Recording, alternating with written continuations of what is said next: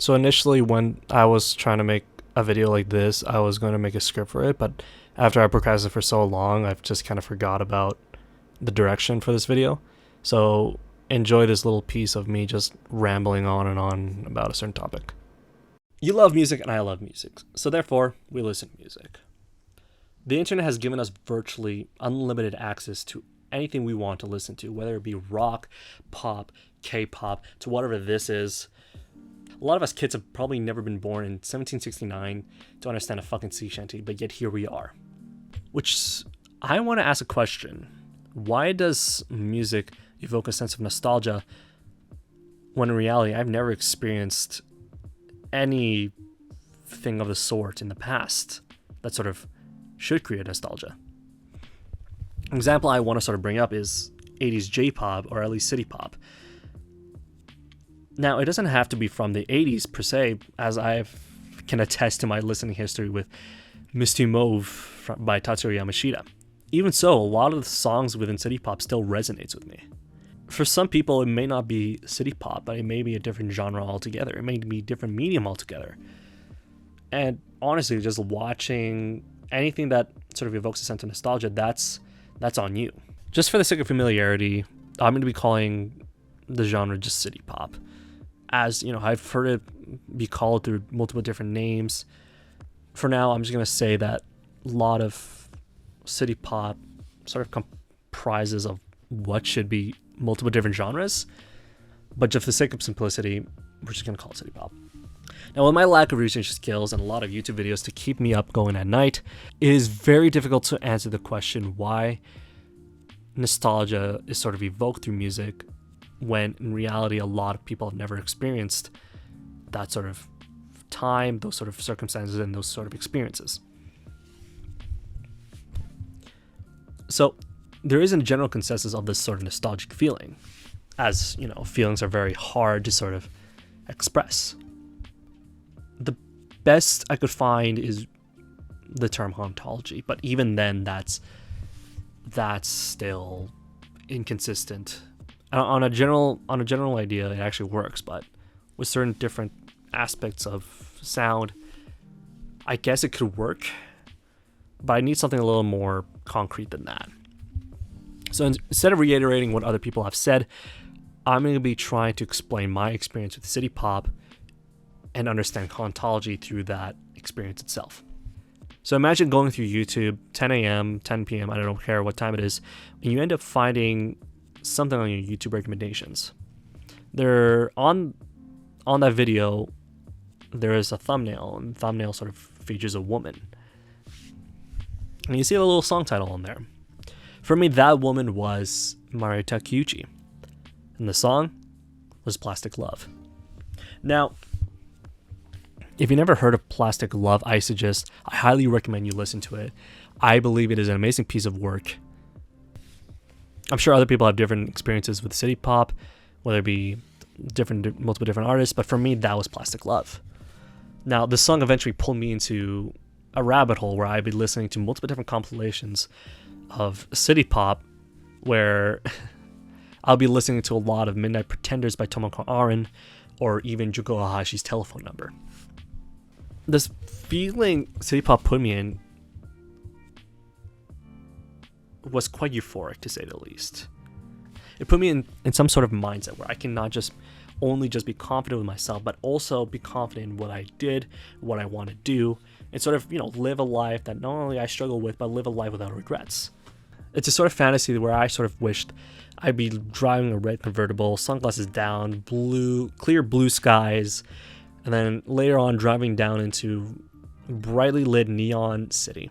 I will admit, it is heavily romanticized, and you cannot just put a whole decade and put it all into one picture. The point is, I understood hauntology as I sort of experienced it. So the ideas and concepts that sort of been lost in time sort of linger with us today. It's why I feel the cyberpunk genre is sort of very prevalent in some sort of fashion, as it came from the 80s and sort of like the privatization of a lot of different companies. It's why I think movie Blade Runner is influences a lot of cyberpunk genres today, with the ideas of CD Projekt's Red Cyberpunk 2077 and the board game before that, as well as the movie sequel Blade Runner 2049, I believe. For City Pop, the comments I often found pertaining to the genre is often the feeling of that sort of false nostalgia, the ability to sort of conjure up memories that you have never experienced before, that you have no recollection of, but just creating that sort of image. It's like the NPC comments that you see online, like, "Oh, I wish I was born in this generation. I was born in this wrong generation," or "I wish music wasn't so bad today." Or, with City Pop, I personally I don't feel that way. A theory that I have in mind is certain aspects of the genre is what attracts a person. For me, City Pop gave me a sense of confidence, a sense of a euphoric feeling that I could sort of just push myself forward to. Whether it be false or real or not, it doesn't matter. That's what attracted me to City Pop in the first place. For some other people, it can be an entirely different reason, or it can be entirely different genre altogether. Hell, it couldn't even be music even. It can be just a different medium, like television or movies or film. I feel like certain aspects, I don't think I'm the only one that feels this way. Certain aspects of 80s pop culture has sort of re-emerged within multiple different mediums. One of the biggest culprits that I know of, and one of my favorite, is The Weeknd. A lot of his discography has a lot of 80s influence, but I think personally, Starboy and Beyond has a lot of major 80s vibes to it. For example, I Feel It Coming, God, I hate that title, but it's still a good song, has a lot of sort of Michael Jackson influence with a little touch of electronica through Daft Punk. The whole Donna FM album is essentially an amalgamation of 80s sound, just through the medium of a radio station with Jim Carrey as its announcer. Other artists I can think of is Bruno Mars and Dua Lipa, where a lot of their music may not be from the 80s, but a lot of it actually comes from the 70s and maybe even the 60s if you really want to go there. A lot of these artists shows us that a lot of ideas still sort of persist even when it's not obvious, when it's very subtle. It's why maybe because I feel a sense of familiarity with those songs is that why I'm able to sort of appreciate Last Summer Whispered by Henri. I know for a fucking fact that Daft Punk's West Coast vibes in Get Lucky evokes the same feeling. And I don't think that's by accident. I think that's on purpose. Daft Punk is really good at not just recycling or recreating sounds, but just creating new sounds altogether. You can also see elements of the West Coast vibes through the Vaporwave movement, especially Macintosh's Floor Shop album. If you're watching this video, you probably heard about Lisa Franks' 420 modern computer taken from Diana Ross's songs, It's Your Move. Alright, I do need to correct myself. The song was a cover by Diana Ross of the song It's Your Move by Doug Parkinson from the album Heartbeat to Heartbeat. I just need to correct myself on that one. But it's a good song either way, listen to it. Which, I'll be honest, I have listened to It's Your Move, but it's not something that, it doesn't create the same feeling as I get from listening to songs that evoke the sense of false nostalgia. As much as I love the song, something about it just doesn't put me into a setting where I'm listening to it, where I'm actually there. Which sort of points out a certain aspects of false nostalgia. Is it really nostalgia by this point, or is it just recreating a fantasy where you just really like it? I want to talk about Vaporwave because before City Pop, Vaporwave had become very influential, mainly due to the variations that it had created. For example, Synthwave, Mallsoft, even Simpsons Wave, if you have seen that on your YouTube recommendations. The Vaporwave aesthetic, as best as I can describe it, has a lot of bright colors. It's very bright, has a lot of energy, but at the same time doesn't evoke that energy. It has it, but it doesn't evoke it. doesn't evoke it from you personally. It is an amalgamation of multiple different elements from past media, like a CRT, television, the little grains you see on the screen, and little lines that is very much present, when you're recording a video on a CRT television. So what makes a genre like vaporwave or city pop different than, for example, bossa nova? I don't get the same feeling from bossa nova, but I feel a lot of familiarity with city pop and vaporwave, mainly because probably because a lot of my parents have probably listened to a lot of 80s love songs with a bit of cringy lyrics, but something I enjoy nonetheless. But if that was the case, I would be listening to a lot of Queen and Whitney Houston.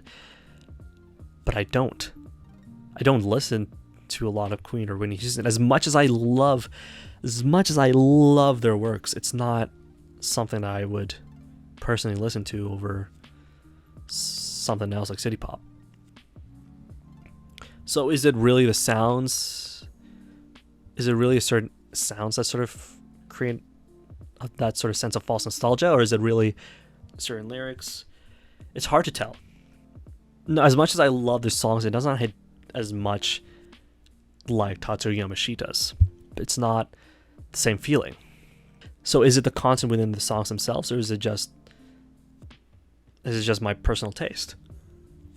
Is it because like the songs are slowed down so we can process it better, or is it because maybe we do live in an NPC environment? By the way, camera may seem different because my battery sort of ran out. Maybe we do live in an NPC environment where we do think that culture is sort of stagnated.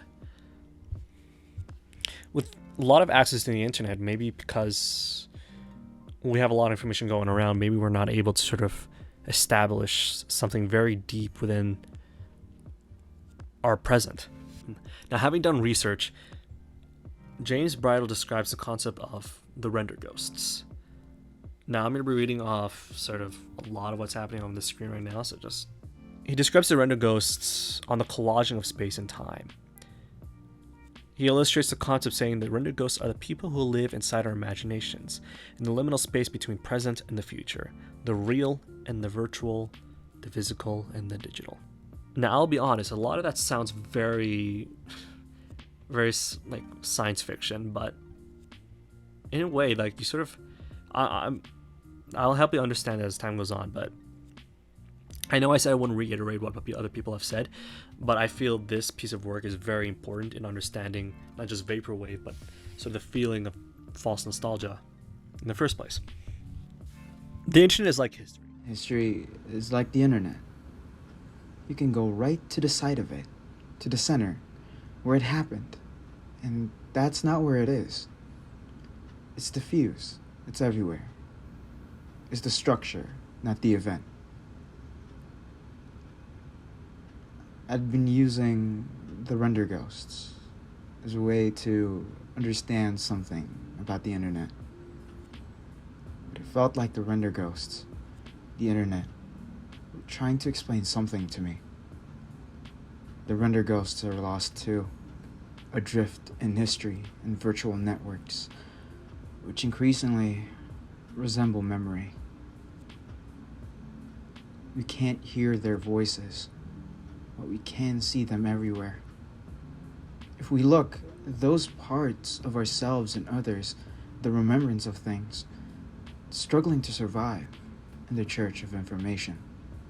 The digital already has a long history of ghosts, things and individuals whose essence has been photographed, reproduced, filtered, copied, repeated endlessly, broken down, edited, reprocessed, and projected. Now, what Jacobson sort of describes is pretty accurate to how I understand the internet as a whole, and any other medium that sort of evokes a sense of nostalgia.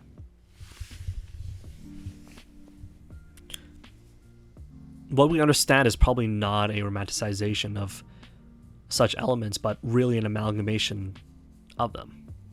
It's a collage of that fantasy. each element matters, and little details, no matter how subtle, create this fantasy for us.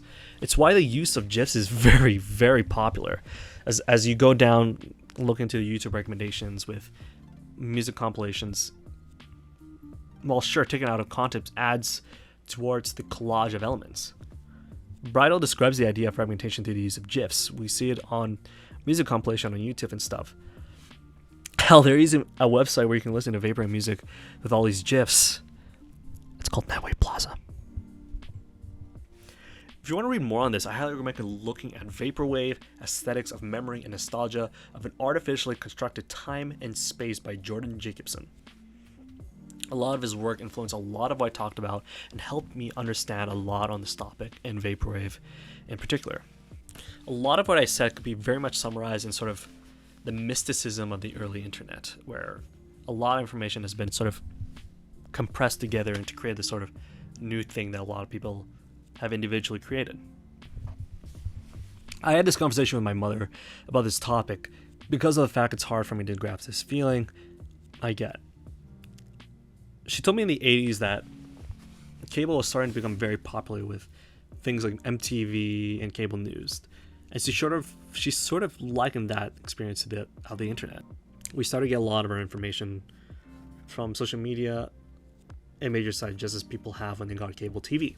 While I feel like I'm stretching the ontology term a little bit with cable TV and the internet analogy, I honestly, I do see that sort of element of the past linger as we sort of continue. I sort of wanted to make this video because I'd never really found an answer to why I sort of feel nostalgic towards these sort of elements of music. So really, this video is more of an expression of my feelings and sort of how I understand city pop as a whole, why I love it so much. My point is, just listen to whatever you want, whatever you like. I don't care. As long as it makes you feel a certain way, you gotta marinate in that shit, bro. You gotta marinate in that. Anyways, I'm gonna go get some food. I'm fucking hungry. Doing this video. I'll do this all in one night, so enjoy. That's gonna be an awkward video.